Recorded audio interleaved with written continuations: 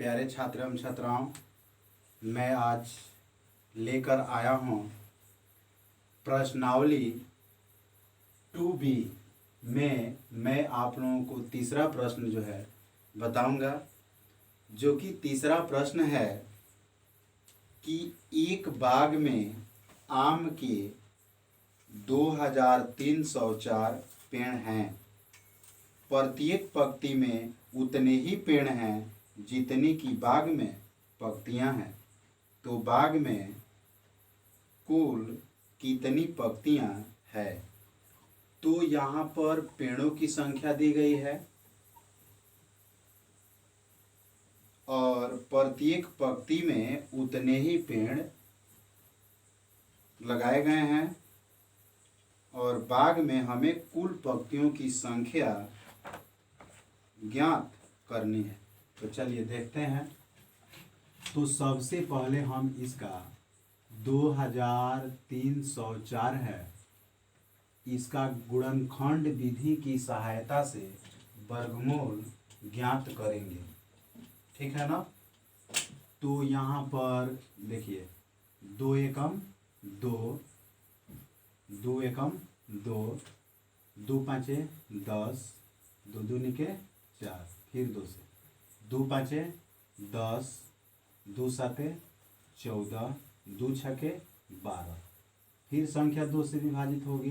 2 दूनी के 4, 2 अठे 16, 2 अठे 16, फिर 2 से 2 एकम 2, 2 चौके 8, 2 चौके 8, 2 साते 14, 2 दूनी के 4, 2 तिहाई 6, 2 छके 12, 2 एकम 2, 2 अठे 16, 2 नवा 18।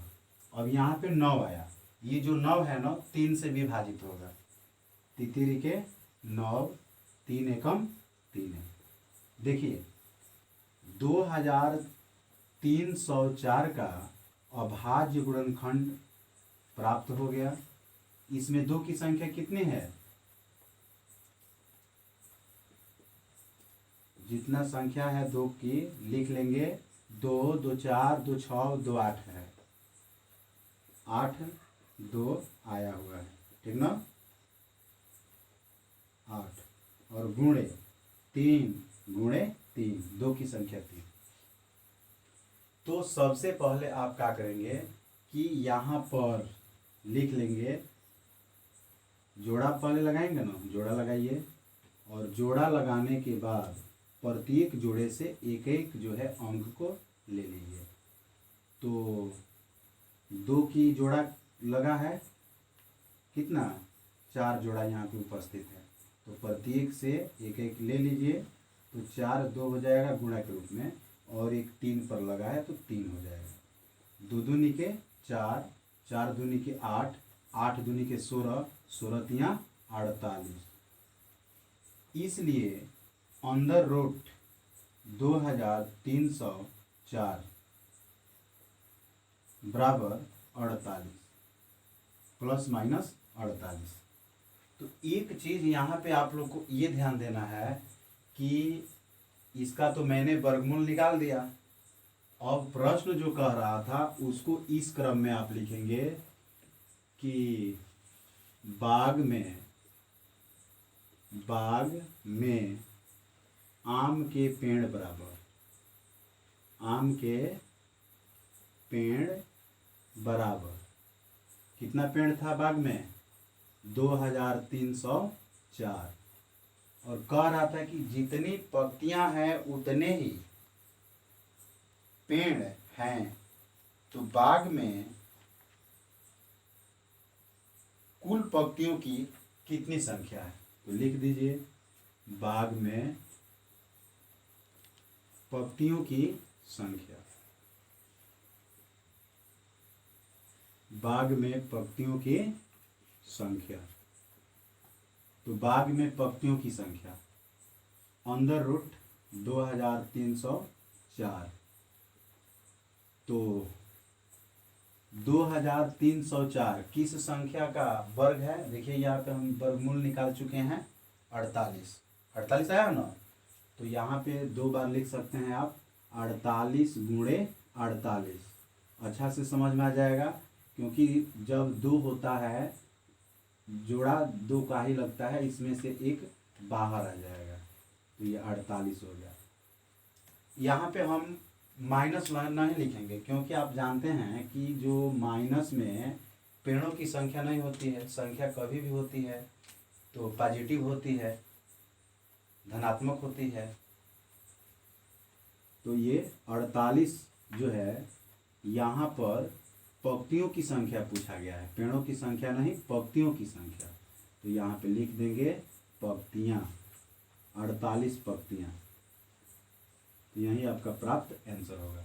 तो इस तरीके से जो है इसको हल कर लेना है। सबसे पहले प्रश्न को पढ़िए, प्रश्न पढ़ने के बाद उसका गुणनखंड विधि से वर्गमूल प्राप्त कर लीजिए, और उसके बाद जो है जो पूछ रहा है उसको दिखा दीजिए लिख करके।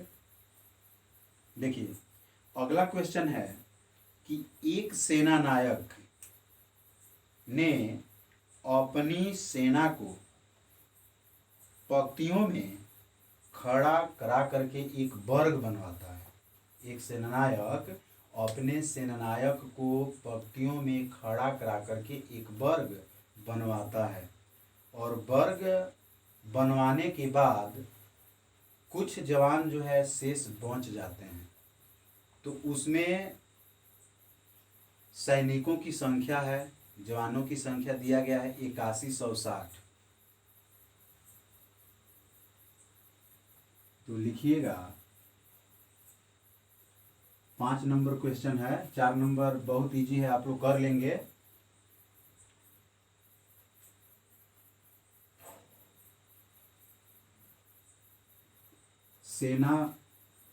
सेना में जवानों की संख्या मैं लिख देता हूँ, जवानों की कुल संख्या।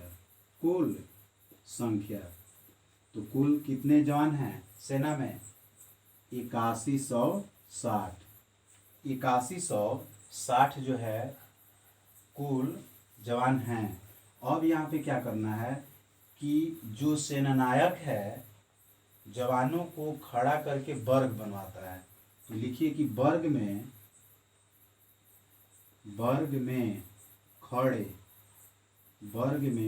खड़े जवानों की संख्या।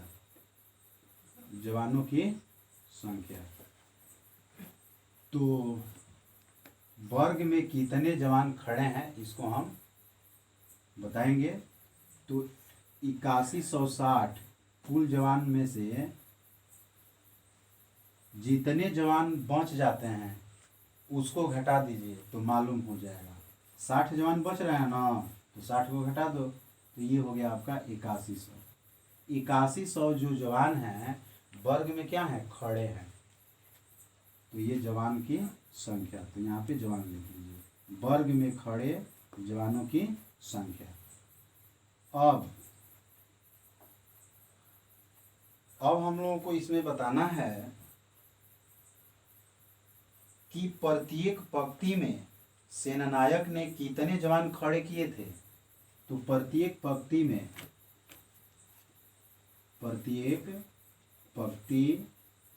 में खड़े जवान की संख्या, खड़े जवानों की संख्या लिखिए, जवानों की संख्या। तो वर्गमूल निकालिए इसका, √8100। तो मैंने आपको बताया था, देखिए कितना आसान है। 81 किस संख्या का है? 9 का वर्ग है ना। तो यहाँ पे 9 लिख दीजिए, और 100 बच रहा है, 100 किसका वर्ग है? 10 का है। 10 से इसमें गुणा करा दीजिए, 9 या 90, 90 गुणे 90 2 बार, तो जोड़ा लगाएंगे, एक बाहर आ जाएगा 90। 90 जवान जो है प्रत्येक पंक्ति में सेनानायक ने खड़ा किया था। ठीक है, तो यही हमारा आंसर हो जाएगा, यहाँ पे यही आंसर होगा। तो आप लोग स्क्रीनशॉट भी ले सकते हैं, और इससे पहले कक्षा 8 के विद्यार्थी विशेष ध्यान देंगे कि अभाज्य गुणनखंड निकालना न भूलेंगे। अगर आपसे किसी टेस्ट में या किसी परीक्षा में पूछा जा रहा हो तो गुणनखंड विधि से वर्गमूल निकालना, तो गुणनखंड निकालना आप लोग ना भूलिएगा। जब तक गुणनखंड निकालने नहीं आएगा तब तक हम गुणनखंड विधि से वर्गमूल नहीं निकाल सकते हैं। तो आप लोग इसको हल कर सकते हैं वीडियो को रोक करके, या स्क्रीनशॉट भी ले सकते हैं। धन्यवाद। अब मैं फिर अगले वीडियो में मिलूँगा, तो चैनल को सब्सक्राइब करें, लाइक और कमेंट जरूर करें।